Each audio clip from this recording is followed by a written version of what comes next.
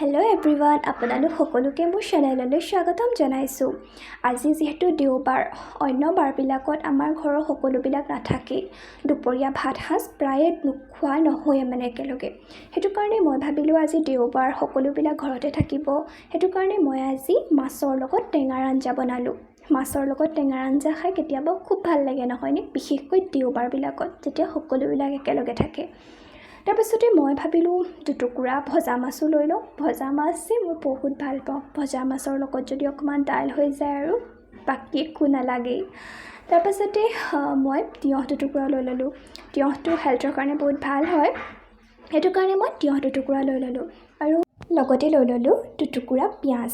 পিঁয়াজ খাই মোৰ খুব ভাল লাগে, সেইটো কাৰণে কেঁচা পিঁয়াজ দুটুকুৰাও লৈ ল'লোঁ। তাৰপাছতে মই কুন্দুলি ভাজি বনালোঁ। কুন্দুলি ভাজি মই বাৰু ইমান ভাল নাপাওঁ, ঘৰৰ সকলোৱে ভাল পায় কাৰণে বনাই দিলোঁ আৰু। ইয়াৰ পাছতে মই কঁঠাল গুটিৰ চাটনি বনালোঁ। কঁঠাল গুটিৰ চাটনি খাই মই খুব ভাল পাওঁ। ইয়াৰ পাছতে অলপমান বিহ জলকীয়া আচাৰ লৈ ল'লোঁ। বিহ জলকীয়া আচাৰৰ কথানো কিনো ক'ম, গোন্ধটো পালেই যে খাওঁ খাওঁ লাগে। এয়া চাওকচোন, আজি দুপৰীয়া ভাত সাজ ৰেডি হৈ গ'ল। এনেকৈ ধুনীয়াকৈ দুপৰীয়া ভাত সাজ বনাই খাবচোন, বহুত ভাল লাগিব। আৰু আপোনালোক সকলোকে এটা অনুৰোধ কৰিছোঁ, যদি মোৰ ভিডিঅ'বোৰ চাই ভাল পাইছে তেনেহ'লে লাইক, ছাবস্ক্ৰাইব এণ্ড কমেণ্ট কৰিব। Thank you everyone, bye by.